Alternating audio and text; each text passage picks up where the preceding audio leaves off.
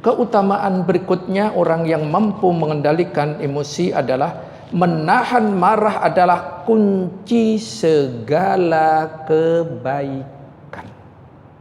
Jadi ingat, menahan amarah, kalau bisa kita menahan amarah, mengendalikannya dengan benar, ternyata kunci segala kebaikan. Hadis sahih riwayat Al-Bukhari nomor 5765 dari sahabat Abu Hurairah radhiyallahu an.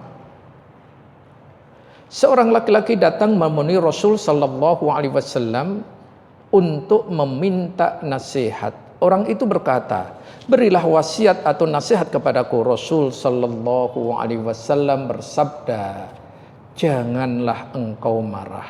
Kemudian orang itu mengulangi berkali-kali nasihat minta kepada Rasul, dan Rasul pun menjawab yang sama. La taghdab, janganlah engkau marah. Hadis riwayat Bukhari. Apa yang terjadi? Wasiat Rasul sallallahu alaihi wasallam yang sangat pendek, la taghdab, janganlah engkau marah, menunjukkan bahwa melampiaskan marah sumber segala keburukan dan menahannya adalah menghimpun segala kebaikan. Ini penjelasan dari Ibnu Rajab Al-Hambali rahimahumullah dalam kitabnya Jami' Ulum wal Hikam halaman 114. Jadi menurut beliau, la taghdab, janganlah engkau marah. Kenapa Rasul mengulangi 3 kali? Ternyata di dalamnya bermakna ketika kemarahan itu dilepaskan, keburukan akan bertambah banyak sekali. Contoh, ketika orang ini sedang marah, ketika lisannya enggak buru-buru dikunci, apa yang terjadi? Ngomongnya akan luar biasa, lepas kendali.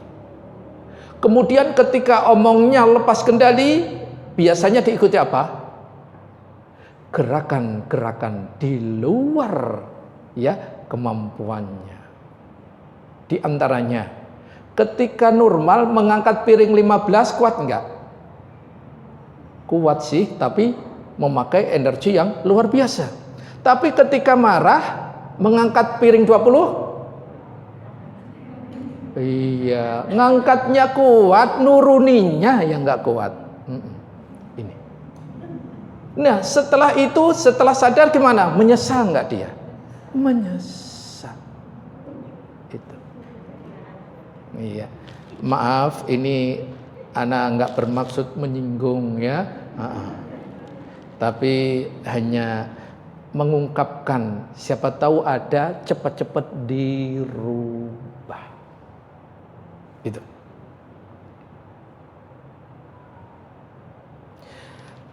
Dan Al-Imam Ja'far bin Muhammad juga berkata, melampiaskan kemarahan adalah kunci segala keburukan. Jadi kalau kemarahan dilepas itu kunci keburukan. Tapi sebaliknya, ketika marah itu kita pegang, kita kelola, kita tahan, kunci segala kebaikan.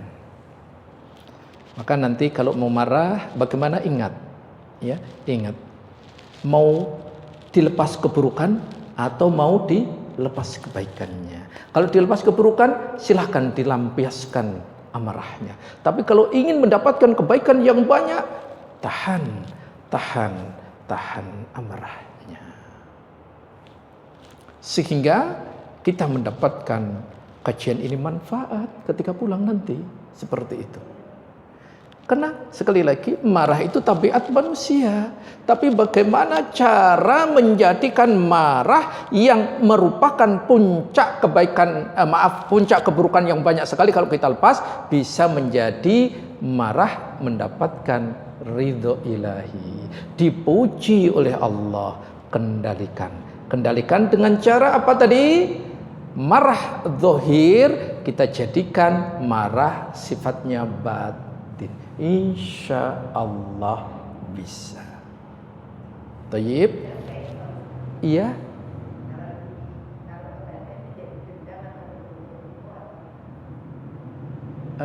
Kurang jelas Bu Dokter, gimana bisa sebentar biar dikasih mic dulu, biar jelas. Marah zahir yang dirubah menjadi marah batin itu kemudian bisa nggak menjadi dendam dari seseorang terhadap yang dimarahin. Yang keduanya kalau dia marah ditaruh di batin, marah ditaruh di batin, kemudian bertumpuk-tumpuk enggak? Iya. Baik, barakallahu fiik, pertanyaan yang sangat bagus sekali. Kalau marah kepada orang kemudian ditaruh di batin dan sebagainya, apakah nanti akan ada dendam, atau ketika ditaruh di dalam hati, apakah nanti dia nggak tertumpuk-tumpuk terus? Ingat, perhatikan makna marah ditaruh di dalam hati. Ingat di ayat tadi, wal afid, memaafkannya. Jadi kita maafkan kesalahan orang itu. Perhatikan Rasulullah sallallahu alaihi wasallam ketika dilempari dakwah di Taif, bagaimana? Dilempari luar biasa sampai berdarah-darah. Nanti jamaah kalau mau haji atau umroh, minta ke mutawifnya tolong antar ke Taif. Di situ tempat Rasul dilempari itu insya Allah masih ada. Karena anak terakhir sebelum pandemi itu, anak dengan jamaah saya ajak ke sana, insya Allah masih ada tempatnya. Ketika Rasulullah dilempari luar biasa dalam berdakwah, apakah Rasulullah marah? Tidak. Siapa yang marah? Malaikat Jibril datang menawarkan jasa yang didampingi oleh malaikat penjaga gunung. Malaikat saja menawarkan jasa kepada Rasul sallallahu alaihi wasallam. Apa jawaban Rasulullah? Beda dengan jawaban kita. Kalau kita dizalimi orang, ada orang menawarkan jasa untuk membalasnya, gimana? Kita menolak? Saya kira enggak menolak. Iya, nambah dikompor-kompor ya kan?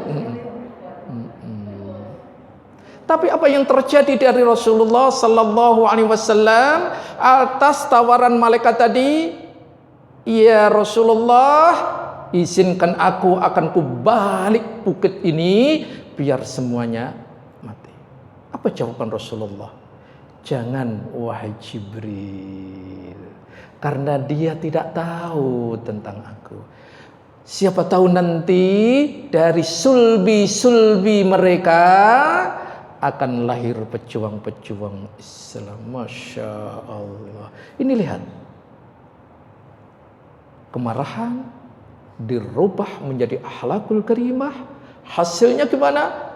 Berapa sahabat yang berasal dari Taif? Luar biasa. Jadi insya Allah orang yang beriman, orang yang bertakwa, di dalam masukkan di dalam rohani tidak akan ada dendam. Insya Allah. Karena apa? Nanti di pembahasan ke-5 ya, di sini tidak boleh kita seandainya mau membalas pun tidak boleh melampaui batas kewajaran. Apalagi kalau sudah dimaafkan, seperti contoh Rasul tadi, ditawari tapi nambah dicegah. Ya, ditawari nambah dicegah. Masya Allah. Ini contoh ya, amarah seharusnya bisa dilampiaskan. Rasul bisa nggak melampiaskan? Bisa sekali, wong malaikat menawarkan kok. Tapi Rasul tidak melakukannya. Ini hal yang sangat perlu untuk kita renungkan sebagai ibrah dalam kehidupan kita sehari-hari. Wallahu a'lam. Seperti itu jawabannya Bu Dokter. Ya. Kemudian kandungan hadis yang kedua, melawan dan mengendalikan hawa nafsu lebih sulit daripada melawan musuh atau orang-orang kafir. musuh secara nyata itu lebih mudah dibandingkan musuh yang tidak nyata. Pertama itu. Yang kedua, musuh melawan orang kafir itu hanya poin-poin tertentu. Tidak semua orang kafir wajib kita perangi, haram.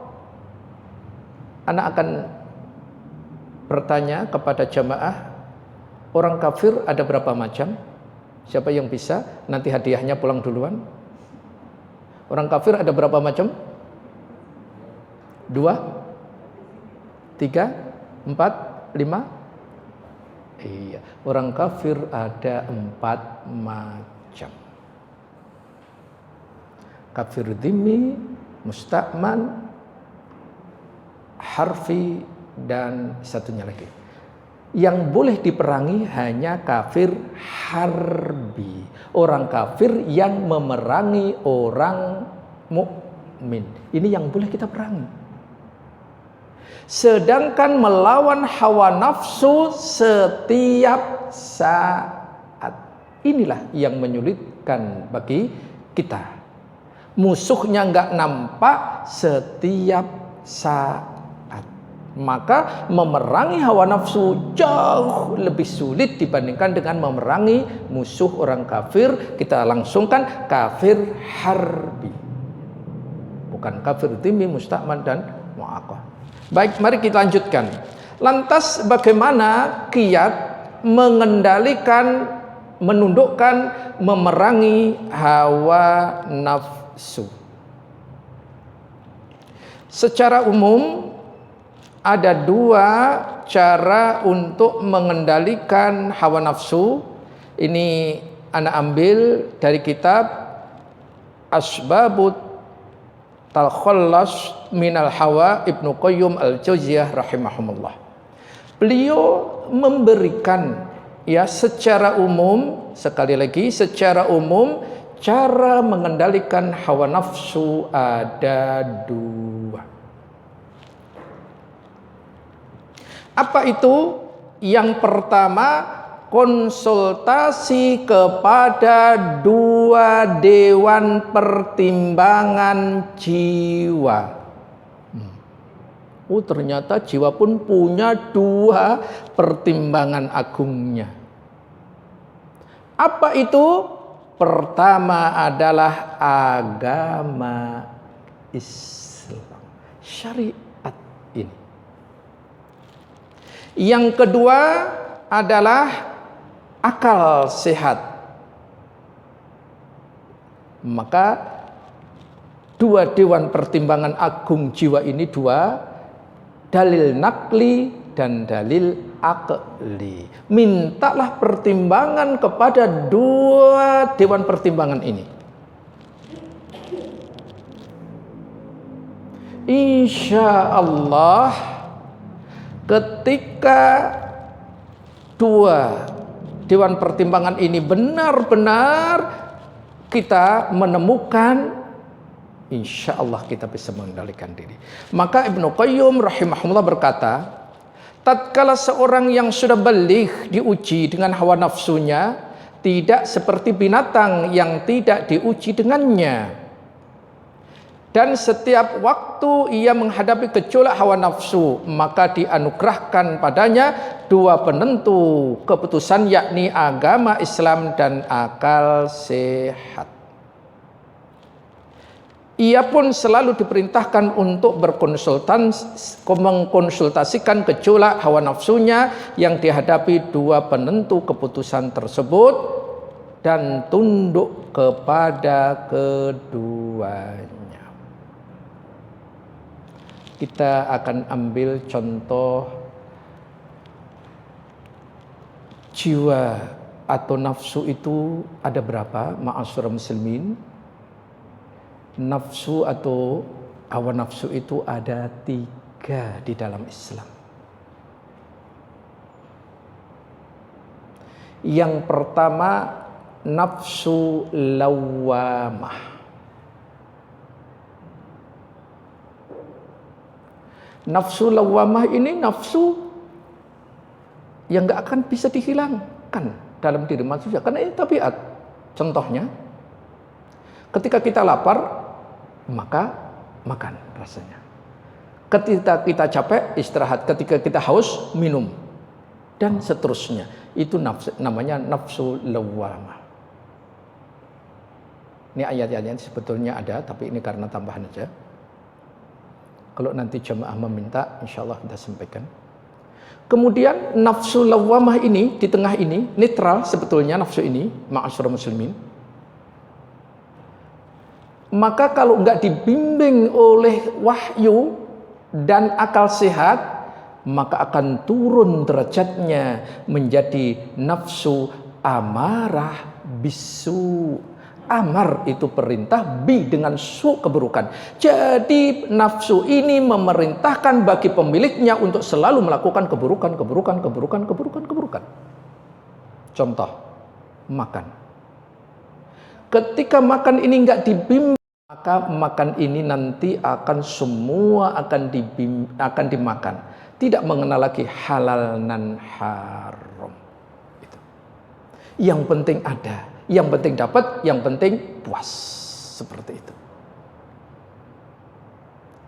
Sebaliknya, nafsu lawwamah tadi jika dibimbing oleh wahyu dan akal sehat, karena dua pertimbangan agung tadi, maka menjadi nafsu yang terpuji. Apa itu? Nafsul mutmainnah. Itu.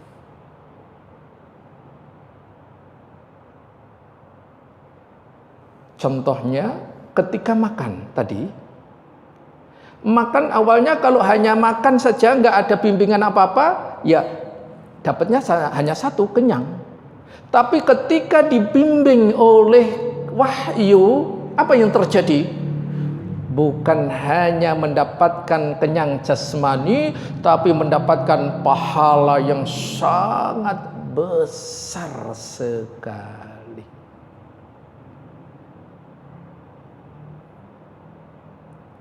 Sehingga sama-sama makan, yang satu dibimbing oleh wahyu, yang satu dibimbing oleh hawa nafsu, maka hasilnya sangat berbeda. Apalagi dengan makan dibimbing oleh wahyu, sebelum makan ia mengucapkan basmalah, makannya sambil duduk, ngambilnya pakai tangan, dan seterusnya.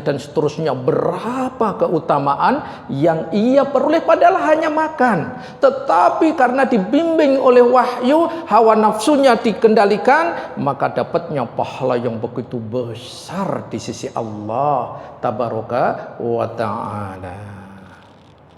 Inilah di antaranya dua dewan pertimbangan jiwa, tolong mulai diaktifkan.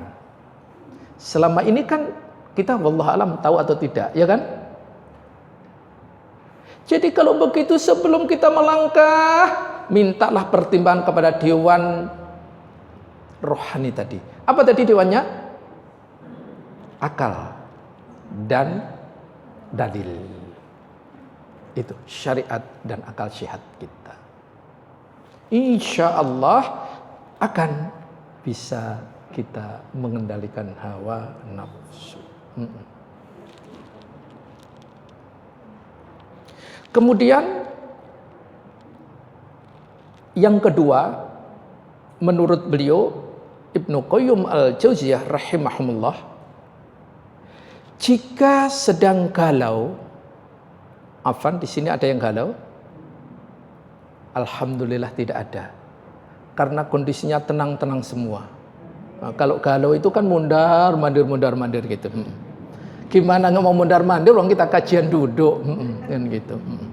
Baik, jika sedang galau, syaratnya jauhilah apa yang paling disukai hawa nafsu. Jadi kalau kondisi kita sedang labil, ya jauhi apa yang paling disukai hawa nafsu itu. Ana akan sampaikan sebagian salafus sholih berkata, jika kalian bimbang menghadapi dua alternatif pilihan keputusan, kalian tidak tahu mana yang paling bahaya, maka tinggalkanlah sesuatu yang paling dekat atau disukai hawa nafsumu. Karena sikap yang terdekat dengan kesalahan itu pada mengikuti hawa nafsu. Maknanya bagaimana ini? Ketika kita sedang dalam keadaan labil, itu ada dua kekuatan yang saling menyeret kita. Kekuatan apa ini? Ayo, siapa tahu? Kekuatan apa? Dua yang saling menyeret kita. Kekuatan itu kekuatan positif dan kekuatan negatif. Kekuatan positif dipelopori oleh malaikat. Ada di depan dan ada di belakang.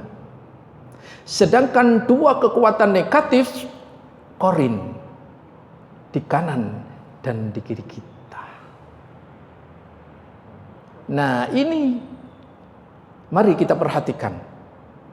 Dalilnya, Quran surat ke-13. Ayat ke-11. Mari kita perhatikan, inilah sayangnya Allah tabaraka wa ta'ala kepada hamba-hambanya. Apa itu? Selalu Allah perintahkan malaikat untuk menjaganya. Ini bukan Raqib dan Atid loh ya. Ini dua malaikat ini untuk menjaga manusia. Kemudian yang kedua, kanan dan kiri ini adalah apa? Korin. Siapa itu korin? Dalilnya di hadis yang sangat panjang sekali. Bisa di-share akhi dan Bu Dokter untuk korin. Karena ini dalilnya ada di hadis, maka saya akan menyampaikan sedikit. Bisa dibacakan akhi sebentar aja mengenai korin.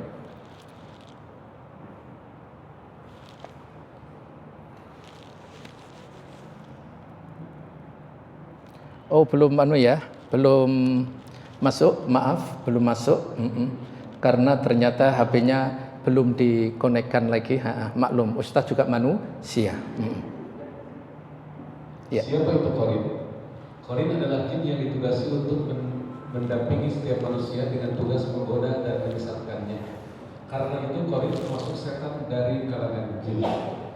Syekh Ibnu Utsaimin ditanya, apa itu korin? Beliau menjawab, korin adalah setan yang ditugasi untuk menyesatkan manusia dengan izin Allah. Dia bertugas memerintahkan kemungkaran dan mencegah yang ma'ruf. Sebagaimana yang Allah firmankan dalam surat Al-Baqarah ayat 268 yang artinya, setan menjanjikan kebakiran untuk kalian dan memerintahkan kemungkaran. Sementara Allah menjanjikan ampunan dan karunia darinya. Allah Maha Luas lagi Maha Mengetahui. Akan tetapi jika Allah memberikan karunia kepada hambanya berupa hati yang baik, jujur, selalu tunduk kepada Allah, lebih menginginkan akhirat dan tidak mementingkan dunia, maka Allah akan menolongnya agar tidak terpengaruh gangguan jin ini, sehingga dia tidak menyesatkannya. Mazmu Al-Fatawa. Dalil adanya jin korin diantaranya adalah dalil yang menunjukkan adanya korin. Satu, firman Allah surat Al-Qaf ayat 27 yang artinya, yang menyertai manusia berkata, ya Tuhan kami, aku tidak menyesatkannya, tetapi ialah yang berada dalam kesesatan yang jauh. Dalam tafsir Ibnu Katsir dinyatakan bahwasanya Ibnu Abbas radhiyallahu anhu, Mujahid, Qatadah dan beberapa ulama lainnya mengatakan, yang menyertai manusia adalah setan yang ditugasi untuk menyertai manusia. Tafsir Ibnu Katsir. Dan hadis Nabi SAW dari Ibnu Mas'ud radhiyallahu anhu, Nabi SAW bersabda yang artinya, setiap orang di antara kalian telah diutus untuknya seorang korin atau pendamping dari golongan jin. Para sahabat bertanya, termasuk Anda wahai Rasulullah? Beliau menjawab, termasuk saya. Hanya saja Allah membantuku untuk menentukannya sehingga dia masuk Islam. Karena itu dia tidak memerintahkan kepadaku kecuali yang baik. Hadis riwayat Muslim. Tugas jin qorib. Nabi SAW bersabda, setiap orang di antara kalian telah diutus untuknya seorang qorib atau pendamping dari golongan jin. Hadis riwayat Muslim. Imam An-Nawawi mengatakan, dalam hadis ini terdapat peringatan keras terhadap golongan jin qorib dan bisikannya. Nabi SAW memberitahu bahwa dia bersama kita agar kita selalu waspada sebisa mungkin. Sarah Sahih Muslim. Syekh Muhammad bin Salih Al-Munajjid menjelaskan, berdasarkan perenungan terhadap berbagai dalil dari Al-Quran dan Sunnah, dapat disimpulkan bahwa tidak ada tugas bagi jin qorib selain menyesatkan, mengganggu, dan membisikkan was-was. Godaan jin qorib ini akan semakin melemah sebanding dengan kekuatan iman pada sisi seseorang. Fatwa Islam nomor sekian. Apakah qorib juga menyertai manusia setelah dia mati? Syekh Ibnu Utsaimin menjelaskan, apakah qorib itu akan terus menyertai manusia sampai menemaninya di kuburan? Jawabannya tidak. Zahir hadis wallahu a'lam menunjukkan bahwa dengan berakhirnya usia manusia maka jin itu akan meninggalkannya karena tugas yang ia emban telah berakhir. Ketika manusia mati maka akan terputus semua amalnya kecuali 3 hal: sedekah jariah, ilmu yang bermanfaat, dan anak soleh yang mendoakannya. Hadis riwayat Muslim. Cara melindungi diri dari jin qorib: banyaknya berzikir dan memohon perlindungan kepada Allah. Jika kita sungguh-sungguh melakukan hal itu, insya Allah akan datang perlindungan dari Allah yang Maha Kuasa. Sebagaimana firman-Nya dalam surat Al-A'raf ayat 200, yang artinya, apabila setan menggodamu, maka mintalah perlindungan kepada Allah. Sesungguhnya Dia Maha mendengar lagi Maha mengetahui. Dalam tafsir As-Sa'di dinyatakan, kapanpun dan dalam keadaan apapun, ketika setan menggoda Anda, di mana Anda merasakan adanya bisikan menghalangi Anda untuk melakukan kebaikan, mendorong Anda untuk berbuat dosa, atau membangkitkan semangat Anda untuk maksiat, maka berlindunglah kepada Allah. Sadarkan diri Anda kepada Allah, mintalah perlindungan kepada Allah. Sesungguhnya Dia Maha mendengar terhadap apa yang Anda ucapkan dan Maha mengetahui niat Anda. Ketakutan dan kelemahan Anda, Dia mengetahui kesungguhan Anda dalam bersabar, bersandar kepadanya, sehingga Dia akan melindungi Anda dari godaan dan was-was syaitan. Tafsir Karimir Rahman.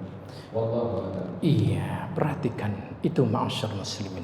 Jadi memang di kita ada 2 kekuatan yang sama-sama saling membuat kita ini dikuasai olehnya. Yang satu kekuatan positif yang dipelopori oleh para malaikat. Yang satu lagi kekuatan negatif yang dipelopori oleh korin. Itu. Jadi ketika kita sedang galau, dua-duanya ini mengintai kita. Saat inilah kita cepat-cepat menjauhi apa yang disukai hawa nafsu. Apa tadi? Yang paling disukai oleh hawa nafsu itu apa? Melampiaskan marahnya. Ini kita jauhi.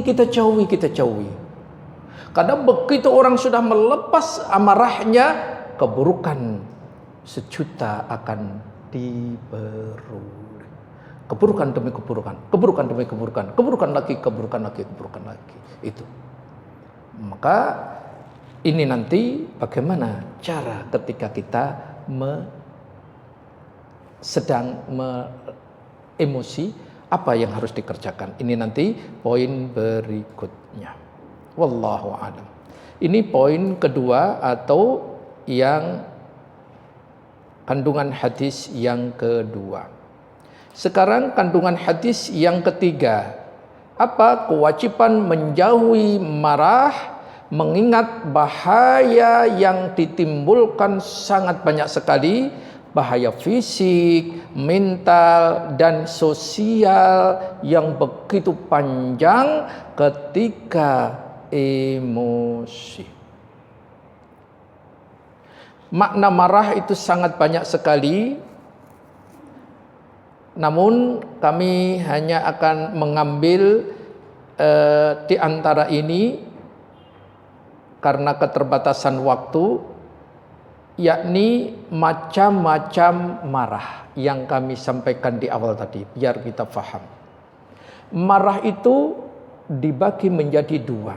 Marah yang terpuji dan marah yang tercela. Pertama, marah yang terpuji, yaitu bila dilakukan dalam rangka membela diri, membela kehormatan, membela agama, membela harta, membela hak-hak umum, dan menolong orang yang dizolimi. Inilah marah yang terpuji.